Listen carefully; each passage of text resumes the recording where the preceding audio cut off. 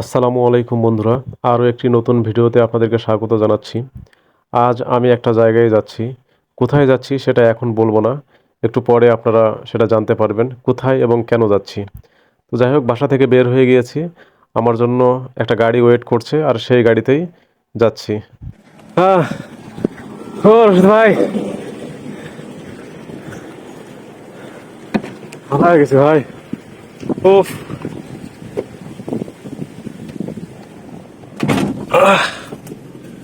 কেমন আসেন। গাড়িতে উঠে আর একটুও দেরি নয়, আমরা যাত্রা শুরু করেছি। আর এত সুন্দর দৃশ্য দেখে আমার মন ভরে গেল। তাই কবি বলেছিলেন, বাংলার রূপ দেখিয়াছি, তাই আর পৃথিবীর রূপ দেখিতে যাই না। আসলে কবি সত্যিই এই কথা বলেছিলেন। এই রূপ দেখে যে কেউ তার প্রেমে পড়ে যাবে। প্রকৃতির এই অপরূপ সৌন্দর্য দেখতে দেখতে আমরা চলে আসছি একটা গ্যাস পাম্পে, কারণ আমাদের গাড়িতে গ্যাস উঠাতে হইতো। গ্যাস উঠানোর পর আমাদের আবার যাত্রা শুরু হলো। এত সুন্দর দৃশ্য, এটা কোনো ইউরোপ অথবা আমেরিকা নয়, এটা আমার সোনার বাংলাদেশ। এই সৌন্দর্য দেখতে দেখতে মনে হলো আমাদের কিছু খাওয়া দরকার, তাই এই ফলের দোকানটার সামনে দাঁড়াইছি কিছু ফল কেনার জন্য। আর এখান থেকে ফল কিনে আমরা আবার যাত্রা শুরু করলাম। যেহেতু বাসা থেকে খুব তাড়াহুড়ো করে বের হয়েছিলাম, তাই একটু ক্ষুধা লেগেছিল। আর এই ফল খেয়ে সেই ক্ষুধা মেটানোর চেষ্টা করছিলাম আর কি। আর ফলটা খুব টেস্ট ছিল, আপেল, যেটা আমার খুব পছন্দের একটি ফল। আর আপেল খাইতে খাইতে চলে আসলাম আমার সেই প্রাণের শহর রাজশাহীতে। যখনই রাজশাহীর এই দৃশ্যটা আমার চোখের সামনে পড়ে, তখনই আমার মন কেমন জানি জুড়িয়ে যায়। কারণ আমার জীবনের অনেকটা সময় আমি এই শহরেই ব্যয় করেছি।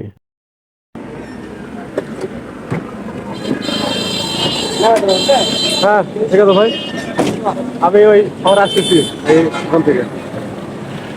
আমার সঙ্গে যারা ছিল তাদেরকে বিদায় দিয়ে আমি আমার কাজের উদ্দেশ্যে রওনা দিয়েছি। কারণ আমি আমার বোনের বাসায় যাব, আর বোনের বাসায় যাওয়ার জন্য একটা রিক্সা নিয়েছি। প্রচণ্ড রোদ ছিল, তাই ক্যামেরার দিকে তাকাতে পারছিলাম না। ফাইনালি আমার বোনের বাসায় চলে আসছি, এখন বোনের বাসার গেটের সামনে। হ্যাঁ ভাই, আপনি কি আসছেন?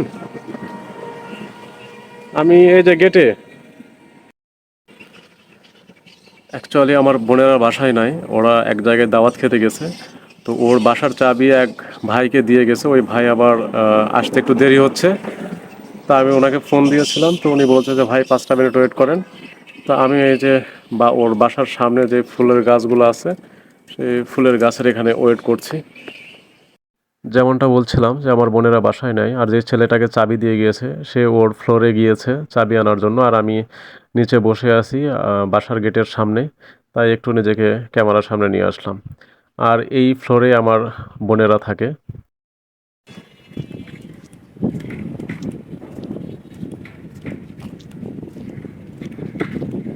যাই হোক, ওই ছেলে আসছিল, আমি আমার ভাইয়াকে বলে কনফার্ম হলাম, ওনাকে শিওর করলাম যে আমি বইগুলো পেয়েছি বা ওর বাসায় যেই জিনিসটা নিতে আসছিলাম সেটা নিয়েছি।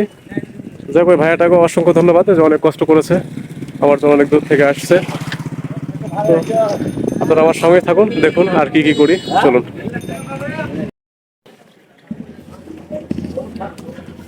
আমার বোনের বাসা থেকে জিয়া পার্ক খুব কাছেই, এখান থেকে 2 মিনিট হাঁটলেই জিয়া পার্ক। এই যে, তো আমি হেঁটে চলে আসলাম।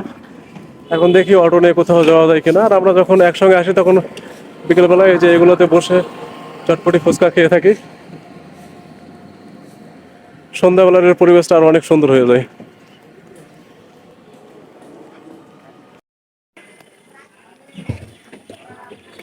এই সেই রাজশাহীর ঐতিহ্যবাহী জিয়া পার্ক।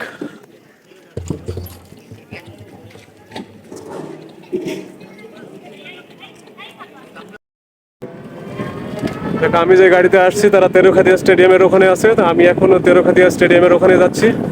তো এর সাথে আমার এই রিক্সাওয়ালা মামা, ওনাকে নিয়েছি, উনি এখন আমার সঙ্গী। চলুন তেরুখাদিয়া স্টেডিয়ামে যে আপনাদের সঙ্গে আমার দেখা হচ্ছে। রাস্তাঘাট পুরাই ফাঁকা, আর আমার পাশের সিটটাও ফাঁকা। এই মুহূর্তে আমি আমার হোম মিনিস্টারকে খুব মিস করছি। তাকে যদি আমার পাশে বসাইতে পারতাম তাহলে মন থেকে একটু শান্তি পেতাম, কারণ একসঙ্গে এই ফাঁকা রাস্তায় খোলা রিক্সায় ঘুরতে পারতাম। দেখ, অবশেষে তেরোখাদিয়া চলে আসছি। এই যে এটা আমার রশিদ ভাই, উনি আমাদের যাত্রাপথের সঙ্গী। এই গাড়িতে করে আমাদের নিয়ে যাবেন। আপনারা দোয়া করবেন আমরা যাতে সহি সালামতে বাসায় পৌঁছাতে পারি, কারণ রাস্তার ব্যাপার, রোডের ব্যাপার, সবকিছু রশিদ ভাই নিয়ন্ত্রণ করবে, উপরে আল্লাহ নিচে রশিদ ভাই, ইনশাল্লাহ। ইনশাল্লাহ। যাক, সঙ্গে থাকুন। ফ্রেন্ডস কলা, এটা নেওয়ার পেছনে একটা কারণ হচ্ছে, এটা হচ্ছে ফিলিস্তিনের জন্য প্রতি বোতলে 1.50 এটা অনুদান নাকি যাবে, তাই অন্য কিছু বাদ দিয়ে এটা নিলাম। আবার তো আমরাও খাই, আর ফিলিস্তিনের নিরীহ বাচ্চাগুলোও একটু বাঁচুক। আমি আর রশিদ ভাই বসে বসে খাচ্ছি।